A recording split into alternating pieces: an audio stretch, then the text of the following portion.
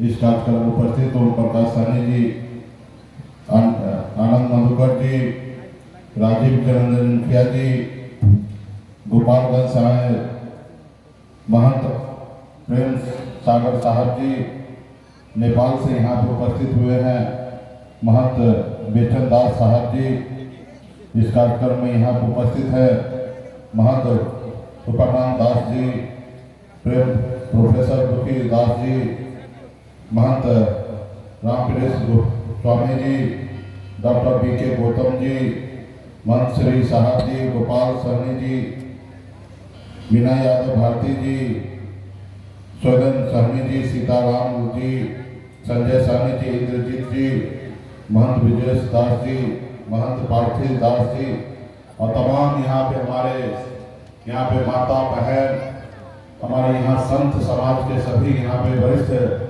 सभी साथी, आप सभी को संगत मल्ला मुकेश सभी की ओर से नमस्कार प्रणाम। साथियों, मैं मेरे जिंदगी में कबीर साहब का बहुत बड़ा योगदान है। मैं जब पहली कक्षा से लेकर नर्सरी से लेकर 5वीं क्लास तक मैं पढ़ाई जहाँ पे किया, उस स्कूल का नाम था कबीर विद्यापीठ। यानी कि मैं बचपन से ही जब भी मेरे से कोई पूछता था कि कहाँ पे आप पढ़ाई करते हो, तो मैं जरूर उस समय में कबीर विद्यापीठ ही में नाम लिया करता था। आप समझ सकते हैं, गांव में अक्सर आप गांव में होते हैं, जब छोटे होते हैं तो आपसे हर कोई पूछते कि बेटा कहाँ पढ़ते हो, कौन सा क्लास में पढ़ाई करते हो, तुम्हारा नाम क्या है। ये 3 सवाल हर आदमी हर बच्चे से पूछते हैं। जिस समय में हमसे पूछते थे उस समय में मुझे कबीर जी के बारे में कुछ नहीं जानकारी था, लेकिन मुझे इतना पता था कि कबीर विद्यापीठ में मैं पढ़ाई करता हूँ। तो मेरी जिंदगी में कबीर जी का तो स्पेशल अहम हमेशा योगदान जगह रहा।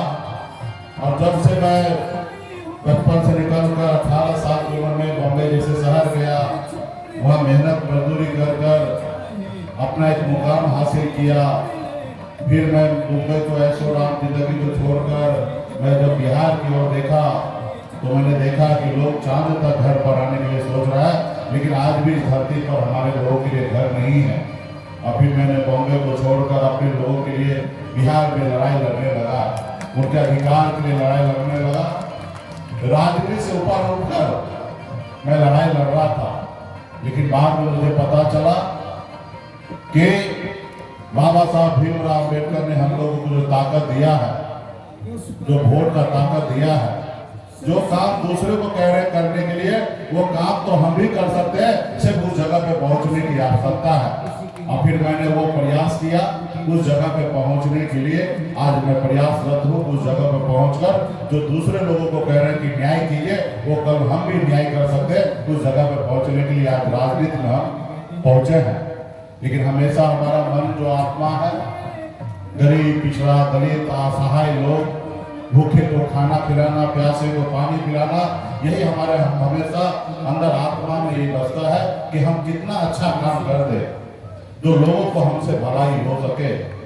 इसलिए हम हमेशा अपने पूर्वज को, संत समाज को हमेशा इज्जत की नजर से देखते हैं। उन्हीं के बताए हुए रास्ते पे हम लोग यहाँ पे पहुंचे हैं। तो मैं यहाँ पे बड़े संख्या में संत समाज के लोग यहाँ उपस्थित है। मैं आप लोगों से भी हाथ जोड़ के विनती करूंगा कि अभी के समय में ये समाज में बहुत बड़ा बदलाव हो रहा है।